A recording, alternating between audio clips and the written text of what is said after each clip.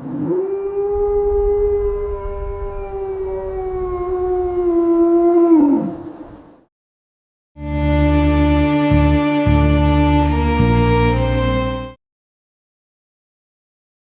പ്രിയപ്പെട്ട ആർട്ട്, ഇന്നത്തെ എന്റെ വാർത്ത അത്ര ശുഭകരമല്ല.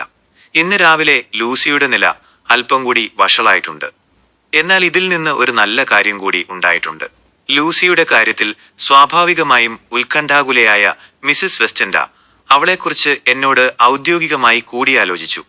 ഞാൻ ആ അവസരം മുതലെടുത്ത് എന്റെ പഴയ ഗുരുവും വലിയ സ്പെഷ്യലിസ്റ്റുമായ വാൻ ഹെൽസിംഗ് എന്റെ കൂടെ താമസിക്കാൻ വരുന്നുണ്ടെന്നും ലൂസിയുടെ ചികിത്സാ ചുമതല ഞങ്ങൾ രണ്ടുപേരും കൂടി ഏറ്റെടുക്കാമെന്നും അവരോട് പറഞ്ഞു. അതിനാൽ ഇപ്പോൾ ഞങ്ങൾക്ക് ലൂസിയെ അമിതമായി ഭയപ്പെടുത്താതെ തന്നെ വന്നുപോകാം. ലൂസിയുടെ ഈ ദുർബലാവസ്ഥയിൽ ഒരു ചെറിയ ഞെട്ടൽ പോലും അവൾക്ക് പെട്ടെന്നുള്ള മരണത്തിന് കാരണമായേക്കാം. പ്രിയ സുഹൃത്തെ, നമ്മൾ വലിയ പ്രതിസന്ധികൾക്കിടയിലാണ്. എങ്കിലും ദൈവാനുഗ്രഹത്താൽ നമ്മൾ ഇതിനെ അതിജീവിക്കും. എന്തെങ്കിലും ആവശ്യമുണ്ടെങ്കിൽ ഞാൻ എഴുതാം. എന്നിൽ നിന്ന് വിവരമൊന്നും ലഭിക്കുന്നില്ലെങ്കിൽ ഞാൻ വാർത്തകൾക്കായി കാത്തിരിക്കുകയാണെന്ന് കരുതിയാൽ മതി എന്ന് സ്വന്തം ജോൺ സീവേർഡ്. ലിവർപൂൾ സ്ട്രീറ്റിൽ വെച്ച് കണ്ടുമുട്ടിയപ്പോൾ വാൻ ഹെൽസിംഗ് എന്നോട് ആദ്യം ചോദിച്ചത് ഇതാണ്: നമ്മുടെ ആ യുവ സുഹൃത്തിനോട്, അവളുടെ കാമുകനോട് നീ എന്തെങ്കിലും പറഞ്ഞോ? ഇല്ല, ഞാൻ പറഞ്ഞു. എന്റെ ടെലിഗ്രാമിൽ പറഞ്ഞതുപോലെ നിങ്ങളെ കാണുന്നതുവരെ ഞാൻ കാത്തിരുന്നു. മിസ് വെസ്റ്റൻഡയ്ക്ക് സുഖമില്ലെന്നും നിങ്ങൾ വരുന്നുണ്ടെന്നും ആവശ്യമെങ്കിൽ അറിയിക്കാമെന്നും കാണിച്ച് ഞാൻ അവനൊരു കത്തെഴുതിയിരുന്നു. ശരിയാണ് സുഹൃത്തെ, അദ്ദേഹം പറഞ്ഞു. അതാണ് ശരി. തൽക്കാലം അവനൊന്നും അറിയാതിരിക്കുന്നതാണ് നല്ലത്. ഒരുപക്ഷെ അവൻ ഒരിക്കലും സത്യം അറിഞ്ഞില്ലെന്നും വരാം. ഞാനും അങ്ങനെ പ്രാർത്ഥിക്കുന്നു. എന്നാൽ ആവശ്യമെങ്കിൽ അവനെല്ലാം അറിയുക തന്നെ വേണം. ജോൺ, നിനക്കൊരു മുന്നറിയിപ്പ് നൽകാം. നീ ഭ്രാന്തന്മാരെ ചികിത്സിക്കുന്നവനാണ്. എല്ലാ മനുഷ്യരും ഒരു തരത്തിലല്ലെങ്കിൽ മറ്റൊരു തരത്തിൽ ഭ്രാന്തന്മാരാണ്. നിന്റെ രോഗികളോട് നീ വിവേകത്തോടെ പെരുമാറുന്നത് പോലെ ദൈവത്തിന്റെ ഭ്രാന്തന്മാരായ ബാക്കിയുള്ള ലോകത്തോടും പെരുമാറുക. നീ എന്ത് ചെയ്യുന്നുവെന്നോ എന്തിനു ചെയ്യുന്നുവെന്നോ നിന്റെ രോഗികളോട് പറയാറില്ലല്ലോ. അതുപോലെ അറിവ് അതിന്റെ സ്ഥാനത്ത് നിൽക്കട്ടെ. തൽക്കാലം നമ്മൾ അറിയുന്ന കാര്യങ്ങൾ ഇവിടെയും മാത്രമായിരിക്കട്ടെ. അദ്ദേഹം എന്റെ ഹൃദയത്തിലും നെറ്റിയിലും തൊട്ടു. പിന്നീട് സ്വന്തം ശരീരത്തിലും അങ്ങനെ ചെയ്തു. എനിക്കിപ്പോൾ ചില ചിന്തകളുണ്ട്. അത് പിന്നീട് ഞാൻ നിന്നോട് പറയാം. എന്തുകൊണ്ടിപ്പോൾ പറഞ്ഞുകൂടാ? ഞാൻ ചോദിച്ചു. അത് ചിലപ്പോൾ ഗുണം ചെയ്തേക്കാം. നമുക്കൊരു തീരുമാനത്തിലെത്താമല്ലോ. അദ്ദേഹം എന്നെ നോക്കി പറഞ്ഞു. എന്റെ സുഹൃത്തായ ജോൺ, ചോളം വളർന്നു വരുമ്പോൾ, അത് പാകമാകുന്നതിനു മുൻപ്, ഭൂമിയിലെ സത്ത് അതിനുള്ളിൽ നിൽക്കുമ്പോഴും, സൂര്യൻ അതിന് പൊൻനിറം നൽകുന്നതിനു മുൻപും, കർഷകൻ അതിന്റെ കതിർ വലിച്ചെടുത്ത് തന്റെ പരുക്കൻ കൈകൾ കൊണ്ട് തിരുമ്മി പച്ചനിറമുള്ള പതിര് ഊതിക്കളഞ്ഞിട്ട് നിന്നോട് പറയും: നോക്കൂ, ഇതൊരു നല്ല ചോളമാണ്. സമയം വരുമ്പോൾ ഇതൊരു നല്ല വിളവായിരിക്കും. പക്ഷേ കതിര് വലുതായി വരുന്നതുവരെ കർഷകൻ കാത്തിരിക്കും. അദ്ദേഹം സംസാരം നിർത്തി. എനിക്ക് കാര്യം മനസ്സിലായി എന്ന് അദ്ദേഹത്തിന് ബോധ്യപ്പെട്ടു. പിന്നെ അദ്ദേഹം ഗൗരവത്തോടെ തുടർന്നു. നീ എപ്പോഴും ശ്രദ്ധയുള്ള ഒരു വിദ്യാർത്ഥിയായിരുന്നു. ഓർമ്മയേക്കാൾ ശക്തം അറിവാണ്. നമ്മൾ ഒരിക്കലും ദുർബലമായതിനെ വിശ്വസിക്കരുത്. നമ്മുടെ പ്രിയപ്പെട്ട ലൂസിയുടെ ഈ കേസ് നമുക്കും മറ്റുള്ളവർക്കും വളരെ താല്പര്യമുള്ള ഒന്നായി മാറിയേക്കാം. അതിനാൽ എല്ലാം ശ്രദ്ധാപൂർവം കുറിച്ചെടുക്കുക. നിന്റെ സംശയങ്ങൾ പോലും രേഖപ്പെടുത്തുക. വിജയത്തിൽ നിന്നല്ല, പരാജയത്തിൽ നിന്നാണ് നമ്മൾ പഠിക്കുന്നത്. ഞാൻ ലൂസിയുടെ ലക്ഷണങ്ങൾ വിവരിച്ചപ്പോൾ അദ്ദേഹത്തിന്റെ മുഖം അതീവ ഗൗരവത്തിലായി. പക്ഷേ ഒന്നും പറഞ്ഞില്ല. ഞങ്ങൾ ലൂസിയുടെ വീട്ടിലെത്തി. മിസ്സിസ് വെസ്റ്റൻഡ ഞങ്ങളെ സ്വീകരിച്ചു. വാൻ ഹെൽസിംഗും ഞാനും ലൂസിയുടെ മുറിയിലേക്ക് പോയി. ഇന്നലെ കണ്ടതിനേക്കാൾ ദയനീയമായിരുന്നു ലൂസിയുടെ അവസ്ഥ. അവൾ വിളറി വെളുത്ത് ചുണ്ടുകളിലെയും മോണകളിലെയും ചുവപ്പ് നിറം പോലും മാഞ്ഞുപോയിരുന്നു. ശ്വാസമെടുക്കാൻ പോലും അവൾ പ്രയാസപ്പെട്ടു. വാൻ ഹെൽസിംഗിന്റെ മുഖം മാർബിൾ പോലെ ഉറച്ചുപോയി. ലൂസി അനക്കമില്ലാതെ കിടന്നു.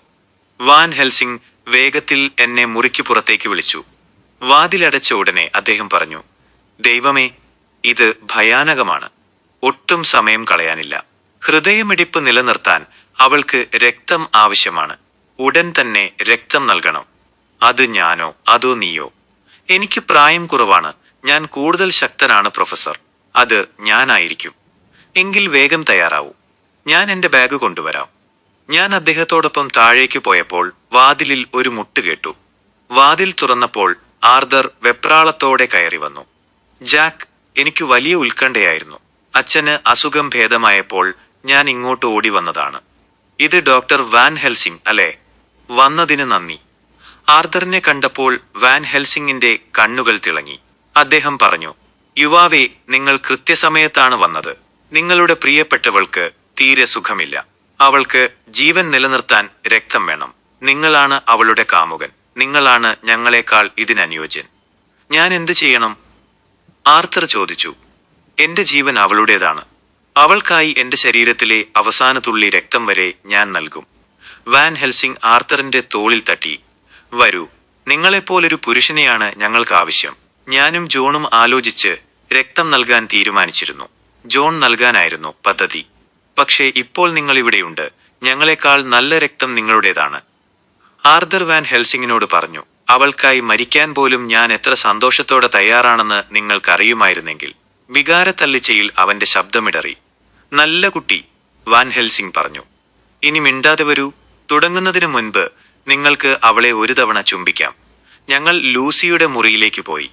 വാൻ ഹെൽസിംഗ് ഒരു മയക്കുമരുന്ന് കലർത്തി ലൂസിക്ക് നൽകി. ഇതാ നിന്റെ മരുന്ന്. നല്ല കുട്ടിയായി ഇത് കുടിക്കൂ. അവൾ അത് കുടിച്ചു.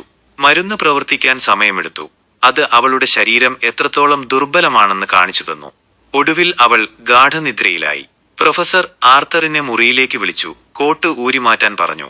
വാൻ ഹെൽസിംഗ് വേഗത്തിലും എന്നാൽ കൃത്യതയോടെയും രക്തം പകരുന്ന പ്രക്രിയ നടത്തി. രക്തം സ്വീകരിച്ചു തുടങ്ങിയതോടെ ലൂസിയുടെ വിളറിയ കവിളുകളിൽ ജീവന്റെ തെളിച്ചം വന്നു തുടങ്ങി. ആർത്തർ വിളറി വെളുത്തു തുടങ്ങിയെങ്കിലും അവന്റെ മുഖത്ത് സന്തോഷം പ്രകടമായിരുന്നു. ആർത്തർ വല്ലാതെ ക്ഷീണിച്ചു തുടങ്ങിയപ്പോൾ വാൻ ഹെൽസിംഗ് പറഞ്ഞു, ഇനി അനങ്ങരുത്. ഇത് മതി. എല്ലാം കഴിഞ്ഞപ്പോൾ ആർത്തർ വല്ലാതെ തളർന്നിരുന്നു. ഞാൻ അവന്റെ മുറിവ് കെട്ടിക്കൊടുത്തു. വാൻ ഹെൽസിംഗ് തിരിഞ്ഞു നോക്കാതെ തന്നെ പറഞ്ഞു, ധീരനായ കാമുകന് ഒരു ഉമ്മ കൂടി നൽകാം. അത് അവൻ അർഹിക്കുന്നു. അദ്ദേഹം ലൂസിയുടെ തലയിണ ശരിയാക്കുന്നതിനിടയിൽ അവളുടെ കഴുത്തിൽ അവൾ എപ്പോഴും ധരിക്കുന്ന വെൽവെറ്റ് റിബൺ അല്പം മാറി. അവിടെ കഴുത്തിൽ ഒരു ചുവന്ന പാട് കണ്ടു. ആർത്തർ അത് ശ്രദ്ധിച്ചില്ല. പക്ഷേ വാൻ ഹെൽസിംഗ് ഞെട്ടലോടെ ശ്വാസം ഉള്ളിലേക്ക് വലിക്കുന്നത് ഞാൻ കേട്ടു. അദ്ദേഹം അപ്പോൾ ഒന്നും പറഞ്ഞില്ല. ആർത്തർ പോയ ശേഷം ഞാൻ ലൂസിയുടെ മുറിയിലേക്ക് മടങ്ങി. അവൾ ശാന്തമായി ഉറങ്ങുകയായിരുന്നു.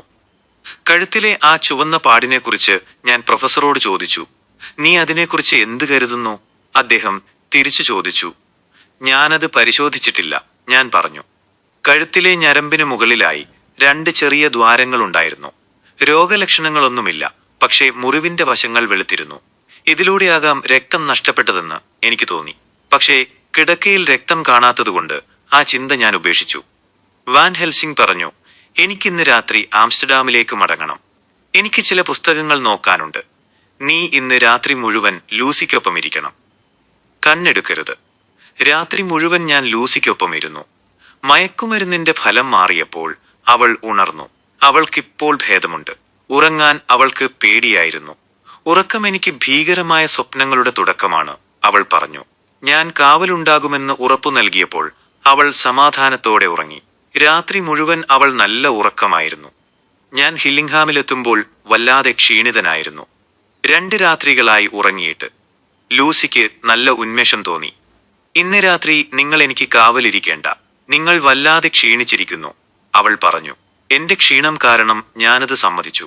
അടുത്ത മുറിയിലെ സോഫയിൽ കിടന്ന് അവൾ വിളിച്ചാൽ ഉണരാമെന്ന ഉറപ്പിൽ ഞാൻ പെട്ടെന്ന് ഉറങ്ങിപ്പോയി. ഇന്നെനിക്ക് വല്ലാത്ത സന്തോഷം തോന്നുന്നു. ആർത്തർ എന്റെ അടുത്ത് ഉള്ളതുപോലെ തോന്നുന്നു. കഴിഞ്ഞ രാത്രി ഡോക്ടർ സീവേർഡ് കാവലിരുന്നപ്പോൾ ഞാൻ എത്ര സുഖമായി ഉറങ്ങി. ഇന്നും എനിക്ക് പേടിയില്ല, കാരണം അദ്ദേഹം തൊട്ടടുത്ത മുറിയിലുണ്ടല്ലോ. എല്ലാവർക്കും നന്ദി. ദൈവത്തിന് നന്ദി. Good night Arthur. Van Helsing എന്നെ കുലുക്കി ഉണർത്തി. നമ്മുടെ രോഗി എങ്ങനെയുണ്ട്? അദ്ദേഹം ചോദിച്ചു.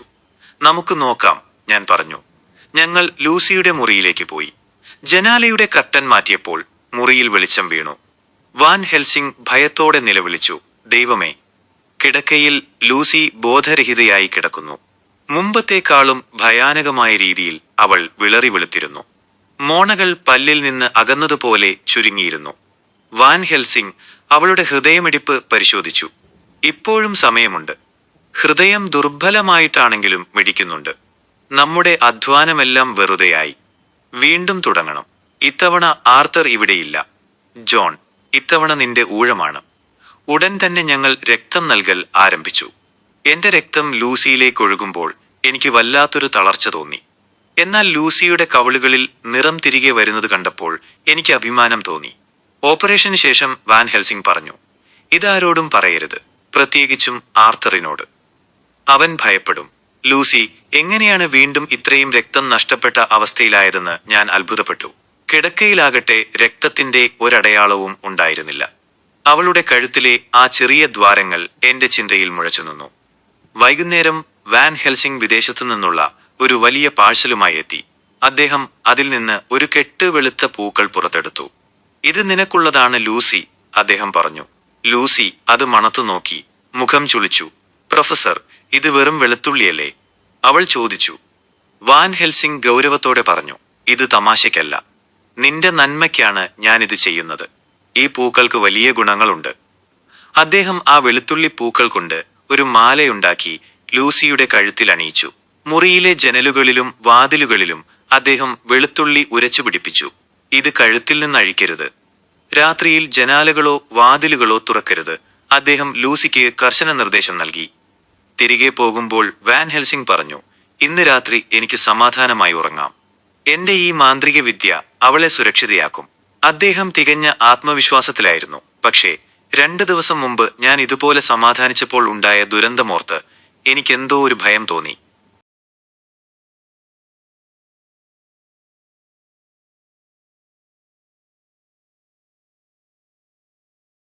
സെപ്റ്റംബർ 12.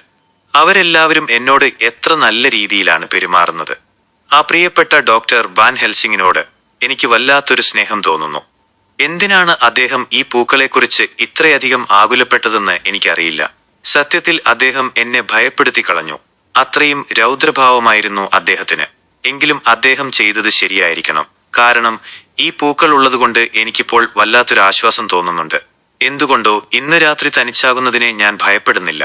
പേടിയില്ലാതെ എനിക്ക് ഉറങ്ങാൻ കഴിയുമെന്ന് തോന്നുന്നു. ജനലിന് പുറത്ത് എന്ത് ചിറകടിയൊച്ച കേട്ടാലും ഞാനത് കാര്യമാക്കില്ല. ഓ, ഉറക്കത്തിനെതിരെ ഈയിടെയായി ഞാൻ നടത്തിയ ഭയാനകമായ പോരാട്ടങ്ങൾ. ഉറക്കമില്ലായ്മയുടെ വേദന, അല്ലെങ്കിൽ ഉറക്കത്തെക്കുറിച്ചുള്ള ഭയം നൽകുന്ന വേദന, അതെനിക്ക് നൽകുന്ന അജ്ഞാതമായ ഭീകരതകൾ. ഭയങ്ങളില്ലാത്ത, പേടി സ്വപ്നങ്ങളില്ലാത്ത ജീവിതം നയിക്കുന്നവർ എത്ര ഭാഗ്യവാന്മാരാണ്. അവർക്ക് ഉറക്കമെന്നത് രാത്രിതോറും വരുന്ന മധുര സ്വപ്നങ്ങൾ മാത്രം നൽകുന്ന ഒരു അനുഗ്രഹമാണ്. എന്തായാലും ഇതാ ഞാനിന്ന് രാത്രി ഉറക്കത്തെ പ്രതീക്ഷിച്ച് ഹാംലെറ്റ് നാടകത്തിലെ ഒഫീലിയയെ പോലെ കന്യകമാർക്കുള്ള റീത്തുകളും പൂക്കളും ചൂടിക്കിടക്കുന്നു. വെളുത്തുള്ളി എനിക്ക് പണ്ടൊരിക്കലും ഇഷ്ടമായിരുന്നില്ല. എന്നാൽ ഇന്ന് രാത്രി അത് വളരെ സന്തോഷകരമായി തോന്നുന്നു. അതിന്റെ ഗന്ധത്തിൽ ഒരു സമാധാനമുണ്ട്. ഉറക്കം വരുന്നത് ഞാൻ അറിയുന്നു. എല്ലാവർക്കും ശുഭരാത്രി. സെപ്റ്റംബർ 13. ബർക്ക്ലിയിൽ ചെന്നു. പതിവ് പോലെ കൃത്യസമയത്ത് വാൻ ഹെൽസിംഗിനെ കണ്ടു. ഹോട്ടലിൽ നിന്ന് ഓർഡർ ചെയ്ത വണ്ടി കാത്തുനിൽപ്പുണ്ടായിരുന്നു. പ്രൊഫസർ തന്റെ ബാഗ് എടുത്തു. ഇപ്പോഴത്തെ എല്ലാ യാത്രകളിലും അദ്ദേഹം അത് കൂടെ കരുതാറുണ്ട്. എല്ലാം കൃത്യമായി എഴുതി വെക്കട്ടെ. വാൻ ഹെൽസിംഗും ഞാനും 8 മണിക്ക് ഹില്ലിംഗ്ഹാമിലെത്തി. അതിമനോഹരമായ ഒരു രാവിലെയായിരുന്നു അത്. തിളങ്ങുന്ന സൂര്യപ്രകാശവും ശരൽക്കാലത്തിന്റെ തുടക്കത്തിലുള്ള ആ ഉന്മേഷവും പ്രകൃതിയുടെ വാർഷിക പണികൾ പൂർത്തിയായതുപോലെ തോന്നിപ്പിച്ചു. ഇലകൾ പലതരം മനോഹരമായ നിറങ്ങളിലേക്ക് മാറിയിരുന്നു. പക്ഷേ മരങ്ങളിൽ നിന്ന് കൊഴിഞ്ഞു തുടങ്ങിയിരുന്നില്ല. ഞങ്ങൾ അകത്തേക്ക് കടന്നപ്പോൾ മിസസ് വെസ്റ്റൻഡ രാവിലെ ഇരിക്കുന്ന മുറിയിൽ നിന്ന് പുറത്തേക്ക് വരുന്നത് കണ്ടു. അവർ എപ്പോഴും നേരത്തെ എഴുന്നേൽക്കുന്നവരാണ്. അവർ ഞങ്ങളെ സ്നേഹപൂർവ്വം സ്വാഗതം ചെയ്തുകൊണ്ട് പറഞ്ഞു, ലൂസിക്ക് ഇപ്പോൾ ഭേദമുണ്ടെന്നറിയുന്നതിൽ നിങ്ങൾക്ക് സന്തോഷമുണ്ടാകും. ആ പാവംകുട്ടി ഇപ്പോഴും ഉറക്കമാണ്. ഞാൻ അവളുടെ മുറിയിലേക്ക് നോക്കിയപ്പോൾ അവളെ കണ്ടു. പക്ഷേ അവളെ ശല്യപ്പെടുത്തേണ്ട എന്ന് കരുതി അകത്തേക്ക് കയറിയില്ല. പ്രൊഫസർ പുഞ്ചിരിച്ചു. അദ്ദേഹം വളരെ ആഹ്ലാദവാനായി കാണപ്പെട്ടു. അദ്ദേഹം കൈകൾ കൂട്ടിത്തിരുമ്മിക്കൊണ്ട് പറഞ്ഞു, ആഹാ, എന്റെ രോഗനിർണയം ശരിയായിരുന്നു എന്ന് ഞാൻ കരുതിയിരുന്നു. എന്റെ ചികിത്സ ഫലിക്കുന്നുണ്ട്. അതിന് അവർ മറുപടി പറഞ്ഞു, ഡോക്ടർ, അതിന്റെ ക്രെഡിറ്റ് മുഴുവൻ നിങ്ങൾ എടുക്കരുത്. ഇന്ന് രാവിലെ ലൂസിയുടെ അവസ്ഥ മെച്ചപ്പെട്ടതിന് ഞാനും ഒരു കാരണമാണ്. മാഡം, നിങ്ങൾ എന്താണ് ഉദ്ദേശിക്കുന്നത്? പ്രൊഫസർ ചോദിച്ചു. അതായത് രാത്രിയിൽ ആ പാവം കുട്ടിയെക്കുറിച്ച് എനിക്ക് ആകുലതയുണ്ടായിരുന്നു. അതിനാൽ ഞാൻ അവളുടെ മുറിയിൽ ചെന്നു. അവൾ നല്ല ഉറക്കത്തിലായിരുന്നു. ഞാൻ വന്നതുപോലും അവൾ അറിഞ്ഞില്ല. പക്ഷേ ആ മുറി വല്ലാതെ ശ്വാസം മുട്ടിക്കുന്നതായിരുന്നു. അവിടെയെല്ലാം ആ ഭയങ്കര മണമുള്ള പൂക്കൾ നിറഞ്ഞിരുന്നു. അവളുടെ കഴുത്തിൽ പോലും അതിന്റെ ഒരു കൂട്ടമുണ്ടായിരുന്നു. ആ കനത്ത ഗന്ധം അവളുടെ ഈ ക്ഷീണിച്ച അവസ്ഥയിൽ അവൾക്ക് താങ്ങാനാവില്ലെന്ന് ഞാൻ ഭയപ്പെട്ടു. അതുകൊണ്ട് ഞാൻ അതെല്ലാം എടുത്തു മാറ്റുകയും കുറച്ച് ശുദ്ധവായു കയറാനായി ജനൽ അല്പം തുറന്നിടുകയും ചെയ്തു. അവളെ കാണുമ്പോൾ നിങ്ങൾക്ക് സന്തോഷം തോന്നും, എനിക്കുറപ്പാണ്. അവർ പ്രഭാത ഭക്ഷണം കഴിക്കാറുള്ള തന്റെ മുറിയിലേക്ക് നീങ്ങി. അവർ സംസാരിച്ചു കൊണ്ടിരുന്നപ്പോൾ ഞാൻ പ്രൊഫസറുടെ മുഖം ശ്രദ്ധിച്ചു. അത് ചാരം പോലെ വിളറി വെളുക്കുന്നത് ഞാൻ കണ്ടു. ആ പാവം സ്ത്രീ മുന്നിലുള്ളതുകൊണ്ട് അദ്ദേഹം തന്റെ വികാരങ്ങളെ നിയന്ത്രിച്ചു നിർത്തി. കാരണം അവരുടെ അവസ്ഥയും ഒരു ഷോക്ക് അവർക്ക് എത്രത്തോളം ദോഷം ചെയ്യുമെന്നും അദ്ദേഹത്തിന് അറിയാമായിരുന്നു. അവർ മുറിയിലേക്ക് കടന്നു പോകാനായി വാതിൽ തുറന്നുകൊടുത്തപ്പോൾ അദ്ദേഹം അവരെ നോക്കി പുഞ്ചിരിക്കുക പോലും ചെയ്തു. എന്നാൽ അവർ കൺമുന്നിൽ നിന്നും മറഞ്ഞ നിമിഷം അദ്ദേഹം പെട്ടെന്ന് ബലമായി ഡൈനിങ് റൂമിലേക്ക് വലിച്ചുകൊണ്ടുപോയി വാതിലടച്ചു. എന്റെ ജീവിതത്തിൽ ആദ്യമായി വാൻ ഹെൽസിംഗ് തകർന്നു പോകുന്നത് ഞാൻ കണ്ടു. നിശബ്ദമായ നിരാശയോടെ അദ്ദേഹം കൈകൾ തലയ്ക്ക് മുകളിലേക്ക് ഉയർത്തി നിസ്സഹായനായി കൈകൾ തമ്മിലടിച്ചു. ഒടുവിൽ അദ്ദേഹം ഒരു കസേരയിലിരുന്നു, കൈകൾ കൊണ്ട് മുഖം പൊത്തി, ഹൃദയം തകരുന്ന വേദനയോടെ ഉച്ചത്തിൽ തേങ്ങിക്കരയാൻ തുടങ്ങി. പിന്നെ അദ്ദേഹം വീണ്ടും കൈകൾ ഉയർത്തി പ്രപഞ്ചത്തോടെന്ന പോലെ പറഞ്ഞു, ദൈവമേ, ദൈവമേ, ദൈവമേ, നമ്മൾ എന്ത് തെറ്റാണ് ചെയ്തത്? എന്തിനാണ് ഇങ്ങനെയൊരു വിധി? പഴയ പേഗൻ ലോകത്തിൽ നിന്നുള്ള വിധി ഇപ്പോഴും നമ്മെ വേട്ടയാടുന്നുണ്ടോ? ഒന്നും അറിയാതെ തന്റെ മകൾക്ക് ഏറ്റവും നല്ലത് വരണമെന്ന് കരുതി ആ പാവം അമ്മ ചെയ്തത് മകളുടെ ശരീരത്തെയും ആത്മാവിനെയും നഷ്ടപ്പെടുത്തുന്ന കാര്യമാണ്. എന്നിട്ടും നമുക്ക് അവരോടൊന്നും പറയാൻ കഴിയില്ല, മുന്നറിയിപ്പ് നൽകാൻ പോലും കഴിയില്ല. കാരണം അതറിഞ്ഞാൽ അവർ മരിക്കും, പിന്നെ രണ്ടുപേരും മരിക്കും. ഓ, നമ്മൾ എത്രമാത്രം പ്രതിസന്ധിയിലാണ്!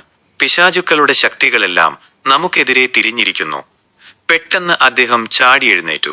വരൂ, അദ്ദേഹം പറഞ്ഞു, വരൂ, നമുക്ക് നോക്കാം, പ്രവർത്തിക്കാം. പിശാചുക്കളായാലും ഇല്ലെങ്കിലും ഇനി എല്ലാ പിശാചുക്കളും ഒന്നിച്ചു വന്നാലും അത് കാര്യമാക്കേണ്ടതില്ല. നമുക്ക് അവനെതിരെ പൊരുതാം.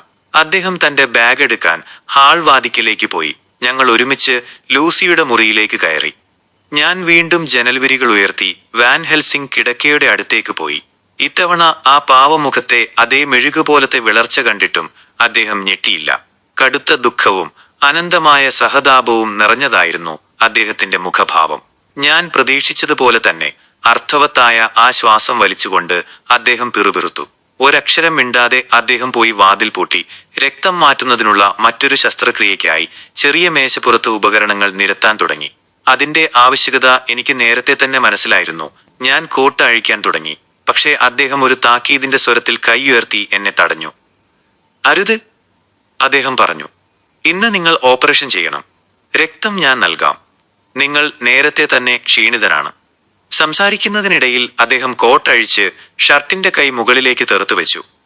വീണ്ടും ആ ശസ്ത്രക്രിയ, വീണ്ടും മയക്കുമരുന്ന്. ചാരനിറമായ കവിളുകളിലേക്ക് വീണ്ടും നിറം മടങ്ങി വരുന്നു. ഒപ്പം ആരോഗ്യമുള്ള ഉറക്കത്തിന്റെ ക്രമമായ ശ്വാസവും. ഇത്തവണ വാൻ ഹെൽസിംഗ് വിശ്രമിച്ച് ആരോഗ്യം വീണ്ടെടുക്കുന്നത് ഞാൻ നോക്കിയിരുന്നു. അല്പസമയത്തിന് ശേഷം അദ്ദേഹം മിസ്സിസ് വെസ്റ്റന്റെയോട് തന്നോട് ചോദിക്കാതെ ലൂസിയുടെ മുറിയിൽ നിന്ന് ഒന്നും മാറ്റരുതെന്ന് പറയാൻ ഒരവസരം കണ്ടെത്തി. ആ പൂക്കൾക്ക് ഔഷധഗുണമുണ്ടെന്നും അതിന്റെ ഗന്ധം ശ്വസിക്കുന്നത് ചികിത്സയുടെ ഭാഗമാണെന്നും അദ്ദേഹം അവരെ ധരിപ്പിച്ചു. പിന്നീട് അദ്ദേഹം ചികിത്സയുടെ ചുമതല സ്വയം ഏറ്റെടുത്തു. ഇന്നും നാളെയും താൻ തന്നെ കാവലിരിക്കുമെന്നും എപ്പോൾ വരണമെന്ന് എനിക്ക് വിവരം അയക്കാമെന്നും അദ്ദേഹം പറഞ്ഞു. സെപ്റ്റംബർ 18. പല അന്വേഷണങ്ങൾക്കുമൊടുവിൽ പാൽമാൽ ഗസറ്റ് എന്ന പേര് ഒരു മന്ത്രം പോലെ ഉപയോഗിച്ചുകൊണ്ട് മൃഗശാലയിലെ ചെന്നായകളെ പാർപ്പിച്ചിരിക്കുന്ന ഭാഗത്തെ കീപ്പറെ കണ്ടെത്താൻ എനിക്ക് കഴിഞ്ഞു. ആനകളുടെ കൂടാരത്തിന് പിന്നിലുള്ള കോട്ടേജുകളിൽ ഒന്നിലാണ് തോമസ് ബിൽഡർ താമസിക്കുന്നത്. ഞാൻ ചെല്ലുമ്പോൾ അദ്ദേഹം ചായ കുടിക്കാൻ തുടങ്ങുകയായിരുന്നു. തോമസും ഭാര്യയും അതിഥികളെ സൽക്കരിക്കുന്നവരാണ്. കുട്ടികളില്ലാത്ത പ്രായമായ ദമ്പതികൾ. അവരുടെ ആതിഥ്യം സ്വീകരിച്ചതിൽ നിന്ന് അവരുടെ ജീവിതം അത്യാവശ്യം സുഖകരമാണെന്ന് മനസ്സിലാക്കാം. അത്താഴം കഴിഞ്ഞ് ഞങ്ങൾ എല്ലാവരും തൃപ്തരാകുന്നതുവരെ ബിസിനസ് കാര്യങ്ങൾ സംസാരിക്കാൻ കീപ്പർ തയ്യാറായില്ല. മേശ വൃത്തിയാക്കി പൈപ്പ് കത്തിച്ച ശേഷം അദ്ദേഹം പറഞ്ഞു, ശരി സാർ, ഇനി നിങ്ങൾക്ക് വേണ്ടത് ചോദിക്കാം. ഭക്ഷണത്തിന് മുൻപ് തൊഴിൽപരമായ കാര്യങ്ങൾ സംസാരിക്കാൻ വിസമ്മതിച്ചതിന് ക്ഷമിക്കണം. ചോദ്യങ്ങൾ ചോദിക്കുന്നതിന് മുൻപ് ചെന്നായ്ക്കൾക്കും കുറുക്കന്മാർക്കും കഴുതപ്പുലികൾക്കുമൊക്കെ ഞാൻ ചായ കൊടുക്കാറുണ്ട്. ചോദ്യം ചോദിക്കുകയോ? അതെങ്ങനെ? അദ്ദേഹത്തെ കൊണ്ട് കൂടുതൽ സംസാരിപ്പിക്കാനായി ഞാൻ ചോദിച്ചു. അതായത്, ഒരു വടികൊണ്ട് തലക്കടിക്കുന്നത് ഒരു രീതി. പണമുള്ള മാന്യന്മാർ അവരുടെ പെൺസുഹൃത്തുക്കളുടെ മുന്നിൽ ആളാവാൻ വരുമ്പോൾ ചെവി ചൊറിഞ്ഞു കൊടുക്കുന്നത് മറ്റൊരു രീതി. ഇതിൽ ആദ്യത്തെ രീതി, അതായത് ഭക്ഷണം കൊടുക്കുന്നതിന് മുൻപ് വടികൊണ്ടുള്ള അടി എനിക്ക് വലിയ പ്രശ്നമില്ല. പക്ഷേ ചെവി ചൊറിഞ്ഞു കൊടുക്കുന്ന പരിപാടിക്ക് നിൽക്കണമെങ്കിൽ അവർക്ക് അവരുടെ ഷെറിയും കാപ്പിയും കിട്ടണം. നോക്കൂ, അദ്ദേഹം തത്വചിന്താപരമായ രീതിയിൽ കൂട്ടിച്ചേർത്തു. ആ മൃഗങ്ങളുടെ അതേ സ്വഭാവം നമ്മളിലുമുണ്ട്. എന്റെ ജോലിയെക്കുറിച്ച് ചോദ്യങ്ങളുമായി നിങ്ങൾ ഇവിടെ വന്നു. എനിക്ക് നല്ല ദേഷ്യമുണ്ടായിരുന്നു. നിങ്ങൾ തന്ന ആ പാതി പവൻ ഇല്ലായിരുന്നെങ്കിൽ ഉത്തരം പറയുന്നതിന് മുൻപ് നിങ്ങളെ ഞാൻ ശപിച്ചേനെ. സൂപ്രണ്ടിനോട് ചോദ്യങ്ങൾ ചോദിക്കാൻ അനുവാദം ചോദിക്കട്ടെ എന്ന് നിങ്ങൾ പരിഹാസരൂപേണ ചോദിച്ചപ്പോൾ പോലും ഞാൻ അനങ്ങിയില്ല. നരകത്തിൽ പോ എന്ന് ഞാൻ നിങ്ങളോട് പറഞ്ഞില്ലേ? അതെ, പറഞ്ഞു. മോശം ഭാഷ ഉപയോഗിച്ചതിന് എന്നെ റിപ്പോർട്ട് ചെയ്യുമെന്ന് നിങ്ങൾ പറഞ്ഞപ്പോൾ അത് എന്റെ തലയ്ക്കുള്ള അടിയായിരുന്നു. പക്ഷേ ആ പാതിപ്പവൻ എല്ലാം ശരിയാക്കി. ഞാൻ വഴക്കിടാൻ പോയില്ല, ഭക്ഷണത്തിനായി കാത്തിരുന്നു, സിംഹങ്ങളും പുലികളും ഒക്കെ ചെയ്യുന്ന പോലെ. എന്നാൽ ഇപ്പോൾ എന്റെ ഭാര്യയെ എനിക്ക് കേക്ക് തന്നു, നല്ല ചായയും തന്നു. ഞാനൊന്ന് പുകയ്ക്കുകയും ചെയ്തു. ഇനി നിങ്ങൾക്ക് എന്റെ ചെവി എത്ര വേണമെങ്കിലും ചൊറിയാം, ഞാൻ മുരളുക പോലും ചെയ്യില്ല. ചോദ്യങ്ങൾ ചോദിച്ചോളൂ. ആ ചാടിപ്പോയ ചെന്നായിയെക്കുറിച്ചല്ലേ നിങ്ങൾക്കറിയേണ്ടത്? നിങ്ങളുടെ അഭിപ്രായം എനിക്കറിയണം. എന്താണ് സംഭവിച്ചതെന്ന് പറയുക. വസ്തുതകൾ അറിഞ്ഞ ശേഷം ഇതിന്റെ കാരണവും ഇതെങ്ങനെ അവസാനിക്കുമെന്നും നിങ്ങൾ പറയണം. ശരി സർ. കഥ ഇതാണ്. ബെർസിക്കർ എന്ന് ഞങ്ങൾ വിളിക്കുന്ന ആ ചെന്നായ നോർവേയിൽ നിന്ന് ജാംബ്രാക്കിന്റെ അടുത്തേക്ക് വന്ന 3 ചാരനിറമുള്ള ചെന്നായ്ക്കളിൽ ഒന്നാണ്. 4 വർഷം മുൻപാണ് ഞങ്ങൾ അതിനെ വാങ്ങിയത്. അവൻ നല്ല സ്വഭാവമുള്ള ചെന്നായയായിരുന്നു. എടുത്തു പറയത്തക്ക പ്രശ്നങ്ങളൊന്നും ഉണ്ടാക്കിയിരുന്നില്ല. മറ്റേതൊരു മൃഗത്തെക്കാളും അവൻ പുറത്തു ചാടാൻ ആഗ്രഹിച്ചു എന്നത് എന്നെ അത്ഭുതപ്പെടുത്തുന്നു. പക്ഷേ സ്ത്രീകളെ പോലെ തന്നെ ചെന്നായ്ക്കളെയും വിശ്വസിക്കാൻ കൊള്ളില്ല. അദ്ദേഹം പറയുന്നത് കാര്യമാക്കേണ്ട സാർ. മിസ്സിസ് ടോം ചിരിച്ചുകൊണ്ട് ഇടയിൽ കയറി പറഞ്ഞു. മൃഗങ്ങളെ നോക്കി നോക്കി അദ്ദേഹവും ഇപ്പോൾ ഒരു വയസ്സൻ ചെന്നായയെ പോലെയായി. പക്ഷേ പുള്ളിക്ക് ഉപദ്രവമൊന്നുമില്ല. ശരി സാർ. ഇന്നലെ ഭക്ഷണം കൊടുത്ത് 2 മണിക്കൂർ കഴിഞ്ഞപ്പോഴാണ് ഞാൻ ആദ്യം ബഹളം കേട്ടത്. അസുഖമുള്ള ഒരു പൂമയ്ക്കായി മങ്കി ഹൗസിൽ കിടക്കയൊരുക്കുകയായിരുന്നു ഞാൻ. കുരയും ഓരിയിടലും കേട്ടപ്പോൾ ഞാൻ വേഗം വന്നു. ബെർസിക്കർ ഭ്രാന്തനെ പോലെ കൂടിലെ അഴികളിൽ കടിച്ചു വിളരുന്നുണ്ടായിരുന്നു, പുറത്തിറങ്ങാൻ വെമ്പുന്നതുപോലെ. അന്ന് അവിടെ അധികം ആളുകളുണ്ടായിരുന്നില്ല. അടുത്തുണ്ടായിരുന്നത് ഒരേയൊരു മനുഷ്യൻ മാത്രം. ഉയരമുള്ള, മെലിഞ്ഞ, കൊക്കിന്റെ ചുണ്ടുപോലത്തെ മൂക്കും കൂർത്ത താടിയുമുള്ള ഒരാൾ. താടിയിൽ അങ്ങിങ്ങായി വെളുത്ത രോമങ്ങളുണ്ടായിരുന്നു. കടുപ്പമുള്ള തണുത്ത നോട്ടവും ചുവന്ന കണ്ണുകളുമായിരുന്നു അയാൾക്ക്. എനിക്ക് അയാളെ കണ്ടപ്പോഴേ ഇഷ്ടപ്പെട്ടില്ല. കാരണം അയാളെ കണ്ടിട്ടാണ് മൃഗങ്ങൾ ദേഷ്യപ്പെട്ടതെന്ന് തോന്നി. സെപ്റ്റംബർ 17. അത്താഴത്തിന് ശേഷം ഞാൻ എന്റെ പഠനമുറിയിൽ പുസ്തകങ്ങൾ ക്രമീകരിക്കുകയായിരുന്നു. മറ്റ് ജോലികൾ തിരക്കും ലൂസിയുടെ അടുക്കലേക്കുള്ള സന്ദർശനങ്ങളും കാരണം അതെല്ലാം മുടങ്ങിക്കിടക്കുകയായിരുന്നു. പെട്ടെന്ന് വാതിൽ തുറന്ന് എന്റെ രോഗി റെൻഫീൽഡ് ആവേശത്തോടെ അകത്തേക്ക് ഓടിക്കയറി. സൂപ്രണ്ടിന്റെ മുറിയിലേക്കൊരു രോഗി സ്വയം വരുന്നത് കേട്ടുകേൾവിയില്ലാത്ത കാര്യമായതുകൊണ്ട് ഞാൻ സ്തംഭിച്ചുപോയി. ഒട്ടും സമയം കളയാതെ അയാൾ എന്റെ നേരെ പാഞ്ഞെടുത്തു. അയാളുടെ കയ്യിൽ ഒരു ഡിന്നർ നൈഫ് ഉണ്ടായിരുന്നു. അയാൾ അപകടകാരിയാണെന്ന് കണ്ടപ്പോൾ ഞാൻ ഞങ്ങൾക്കിടയിൽ മേശ മറയാക്കാൻ ശ്രമിച്ചു. എന്നാൽ അയാൾ എനിക്ക് ചിന്തിക്കാൻ കഴിയുന്നതിലും വേഗത്തിലും ശക്തിയിലുമാണ് നീങ്ങിയത്. എനിക്ക് ബാലൻസ് കിട്ടുന്നതിനു മുൻപ് അയാൾ എന്നെ വെട്ടി. എന്റെ ഇടത് കൈത്തണ്ടയിൽ സാരമായ മുറിവേറ്റു. വീണ്ടും വെട്ടുന്നതിനു മുൻപ് ഞാൻ എന്റെ വലത് കൈ ഉപയോഗിച്ച് അയാളെ തറയിൽ വീഴ്ത്തി. എന്റെ കൈത്തണ്ടയിൽ നിന്ന് രക്തമൊഴുകി കാർപ്പറ്റിൽ ഒരു ചെറിയ കുളം പോലെയായി. എന്റെ സുഹൃത്തിനെ ഇനി ആക്രമിക്കാൻ ഉദ്ദേശമില്ലെന്ന് കണ്ടപ്പോൾ തറയിൽ കിടക്കുന്ന അയാളെ ശ്രദ്ധിച്ചുകൊണ്ട് ഞാൻ എന്റെ മുറിവ് കെട്ടാൻ തുടങ്ങി. അറ്റൻഡർമാർ ഓടിയെത്തി അയാളെ പിടിച്ചപ്പോൾ അയാൾ ചെയ്ത കാര്യം എന്നെ മനംപുരട്ടുന്നതായിരുന്നു. ഒരു നായയെപ്പോലെ തറയിൽ കമിഴ്ന്നു കിടന്ന് എന്റെ മുറിവിൽ നിന്ന് വീണ രക്തം അയാൾ നക്കിപ്പൊടിക്കുകയായിരുന്നു. അയാളെ എളുപ്പത്തിൽ കീഴ്പ്പെടുത്തി. എന്റെ അത്ഭുതമെന്ന് പറയട്ടെ, അയാൾ വളരെ ശാന്തനായി അവരോടൊപ്പം പോയി. പോകുമ്പോൾ അയാൾ ഇങ്ങനെ ആവർത്തിക്കുന്നുണ്ടായിരുന്നു: രക്തമാണ് ജീവൻ, രക്തമാണ് ജീവൻ. ഇപ്പോൾ രക്തം നഷ്ടപ്പെടുന്നത് എനിക്ക് താങ്ങാനാവില്ല. ഈയിടെയായി എനിക്ക് ഒരുപാട് രക്തം നഷ്ടപ്പെട്ടിട്ടുണ്ട്. ലൂസിയുടെ അസുഖവും അതിന്റെ ഭയാനകമായ അവസ്ഥകളും എന്നെ വല്ലാതെ തളർത്തിയിരിക്കുന്നു. ഞാൻ വല്ലാതെ അസ്വസ്ഥനും ക്ഷീണിതനുമാണ്. എനിക്ക് വിശ്രമം വേണം. ഭാഗ്യവശാൽ വാൻ ഹെൽസിംഗ് എന്നെ വിളിച്ചിട്ടില്ല. അതുകൊണ്ട് എനിക്ക് ഉറക്കം ഉപേക്ഷിക്കേണ്ടി വരില്ല. ഇന്ന് രാത്രി ഉറങ്ങാതിരിക്കാൻ എനിക്ക് കഴിയില്ല. സെപ്റ്റംബർ 17. ഇന്ന് രാത്രി ഹില്ലിംഗ്ഹാമിൽ ഉണ്ടാകാൻ മറക്കരുത്. എല്ലാ സമയവും കാവൽ നിൽക്കാൻ പറ്റില്ലെങ്കിൽ ഇടയ്ക്കിടെ പോയി പൂക്കൾ വെച്ചതുപോലെ തന്നെ ഇരിക്കുന്നുണ്ടെന്ന് ഉറപ്പുവരുത്തുക. വളരെ പ്രധാനമാണ്. വീഴ്ച വരുത്തരുത്. ഞാൻ തിരിച്ചെത്തിയാലുടൻ അങ്ങോട്ട് വരുന്നതാണ്. ഡോക്ടർ വാൻ ഹെൽസിംഗ് നിർദ്ദേശിച്ചതുപോലെ പൂക്കൾ വെച്ചിട്ടുണ്ടെന്ന് ഉറപ്പുവരുത്തി പതിവ് പോലെ ഞാൻ ഉറങ്ങാൻ കിടന്നു. പെട്ടെന്ന് തന്നെ ഉറങ്ങി. വിറ്റ്ബിയിലെ മലഞ്ചെരുവിൽ വെച്ച് മിന എന്നെ രക്ഷിച്ച ആ രാത്രി മുതൽ തുടങ്ങിയ ഇപ്പോൾ എനിക്ക് സുപരിചിതമായ ജനലിലെ ആ ചിറകടിയൊച്ച കേട്ടാണ് ഞാൻ ഉണർന്നത്. എനിക്ക് പേടിയുണ്ടായിരുന്നില്ല. പക്ഷേ ഡോക്ടർ സ്യുവേർഡ് തൊട്ടടുത്ത മുറിയിലുണ്ടായിരുന്നെങ്കിൽ എന്ന് ഞാൻ ആഗ്രഹിച്ചു. ഡോക്ടർ വാൻ ഹെൽസിംഗ് അദ്ദേഹം ഉണ്ടാകുമെന്ന് പറഞ്ഞിരുന്നു. അങ്ങനെയായിരുന്നെങ്കിൽ എനിക്ക് വിളിക്കാമായിരുന്നു. ഞാൻ ഉറങ്ങാൻ ശ്രമിച്ചു, പക്ഷേ കഴിഞ്ഞില്ല. അപ്പോൾ പഴയ ഉറക്കത്തോടുള്ള പേടി എന്നെ പിടികൂടി. ഞാൻ ഉണർന്നിരിക്കാൻ തീരുമാനിച്ചു. പക്ഷേ എനിക്ക് വേണ്ടാത്തപ്പോൾ വാശിയോടെ ഉറക്കം വരാൻ തുടങ്ങി. തനിച്ചാകാൻ ഭയമായതുകൊണ്ട് ഞാൻ വാതിൽ തുറന്ന് വിളിച്ചു ചോദിച്ചു: അവിടെ ആരെങ്കിലും ഉണ്ടോ? മറുപടിയൊന്നും ഉണ്ടായില്ല. അമ്മയെ ഉണർത്താൻ എനിക്ക് പേടിയായിരുന്നു. അതുകൊണ്ട് ഞാൻ വാതിലടച്ചു. അപ്പോൾ പുറത്ത് കുറ്റിക്കാട്ടിൽ നിന്ന് ഒരു നായയുടേതുപോലെയുള്ള, എന്നാൽ അതിലും ഉച്ചത്തിലുള്ളതും ക്രൂരവുമായ ഒരു ഓരിയിടൽ കേട്ടു. ഞാൻ ജനലിലൂടെ പുറത്തേക്ക് നോക്കി. പക്ഷേ ഒന്നും കണ്ടില്ല. ചിറകുകൾ ജനലിൽ അടിച്ചുകൊണ്ടിരുന്ന വലിയൊരു വവ്വാലിനെ മാത്രം കണ്ടു. ഞാൻ വീണ്ടും കിടക്കയിലേക്ക് പോയി. പക്ഷെ ഉറങ്ങേണ്ട എന്ന് തീരുമാനിച്ചു. പെട്ടെന്ന് വാതിൽ തുറന്ന് അമ്മ എത്തി നോക്കി. ഞാൻ അനങ്ങുന്നത് കണ്ട് ഉറങ്ങിയിട്ടില്ലെന്ന് മനസ്സിലാക്കി. അവർ അകത്തേക്ക് വന്ന് എന്റെ അരികിലിരുന്നു. പതിവിലും സ്നേഹത്തോടെയും മൃദുവായും അമ്മ പറഞ്ഞു, എനിക്ക് നിന്നെക്കുറിച്ചൊരു അസ്വസ്ഥത തോന്നി മോളെ. നീ ഓക്കെയാണോ എന്ന് നോക്കാൻ വന്നതാണ്. അവിടെ ഇരുന്നാൽ അമ്മയ്ക്ക് തണുപ്പ് പിടിക്കുമെന്ന് കരുതി ഞാൻ എന്റെ കൂടെ കിടക്കാൻ വിളിച്ചു. അമ്മ വന്ന് എന്റെ അരികിൽ കിടന്നു. ഡ്രസ്സിംഗ് ഗൗൺ ഊരിയില്ല. കുറച്ചുനേരം കിടന്നിട്ട് സ്വന്തം കിടക്കയിലേക്ക് പോകാമെന്ന് പറഞ്ഞു. ഞങ്ങൾ കെട്ടിപ്പിടിച്ച് കിടക്കുമ്പോൾ ജനലിൽ വീണ്ടും ആ ചിറകടിയൊച്ചയും മുട്ടലും കേട്ടു. അമ്മ ഞെട്ടി വിറച്ചുകൊണ്ട് വിളിച്ചു പറഞ്ഞു, എന്താണത്? ഞാൻ അമ്മയെ സമാധാനിപ്പിക്കാൻ ശ്രമിച്ചു. ഒടുവിൽ അമ്മ ശാന്തയായി. പക്ഷേ ആ പാവം ഹൃദയം അപ്പോഴും വേഗത്തിൽ മിടിക്കുന്നത് എനിക്ക് കേൾക്കാമായിരുന്നു. കുറച്ചു കഴിഞ്ഞപ്പോൾ കുറ്റിക്കാട്ടിൽ നിന്ന് വീണ്ടും ആ ഓരിയിടൽ കേട്ടു. തൊട്ടുപിന്നാലെ ജനലിൽ വലിയൊരു ശബ്ദം കേട്ടു. കുറെ കുപ്പിച്ചില്ലുകൾ തറയിലേക്ക് തെറിച്ചു വീണു. കാറ്റ് അകത്തേക്ക് അടിച്ചുകയറി. ജനൽവിരികൾ പറന്നുമാറി. പൊട്ടിയ ജനൽപ്പാളികൾക്കിടയിലൂടെ വലിയ മെലിഞ്ഞ ചാരനിറമുള്ള ഒരു ചെന്നായയുടെ തല കണ്ടു. അമ്മ ഭയന്ന് നിലവിളിച്ചുകൊണ്ട് എഴുന്നേറ്റിരിക്കാൻ ശ്രമിച്ചു. കയ്യിൽ കിട്ടിയതിലൊക്കെ കടന്നുപിടിച്ചു. അതിനിടയിൽ ഡോക്ടർ വാൻ ഹെൽസിംഗ് എന്റെ കഴുത്തിൽ നിർബന്ധപൂർവം അണിയിച്ച പൂമാലയിൽ പിടിച്ച് അമ്മ അത് വലിച്ചു പൊട്ടിച്ചു. 1-2 നിമിഷം അമ്മ ആ ചെന്നായയെ ചൂണ്ടി എഴുന്നേറ്റിരുന്നു. തൊണ്ടയിൽ നിന്ന് വിചിത്രവും ഭയാനകവുമായ ഒരു ശബ്ദം കേട്ടു. പിന്നെ ഇടിമിന്നലേറ്റതുപോലെ അമ്മ മറിഞ്ഞു വീണു. അമ്മയുടെ തല എന്റെ നെറ്റിയിൽ ഇടിച്ച് എനിക്ക് തല കറങ്ങുന്നത് പോലെ തോന്നി. മുറിയും പരിസരവും കറങ്ങുന്നത് പോലെ. ഞാൻ ജനലിലേക്ക് തന്നെ നോക്കിയിരുന്നു. പക്ഷേ ചെന്നായ തല വലിച്ചു പിൻവലിച്ചു. മരുഭൂമിയിലെ കൊടുങ്കാറ്റിൽ കാണുന്ന പൊടിപടലങ്ങൾ പോലെ അസംഖ്യം ചെറിയ പൊട്ടുകൾ പൊട്ടിയ ജനലിലൂടെ അകത്തേക്ക് ഒഴുകി വരുന്നത് കണ്ടു.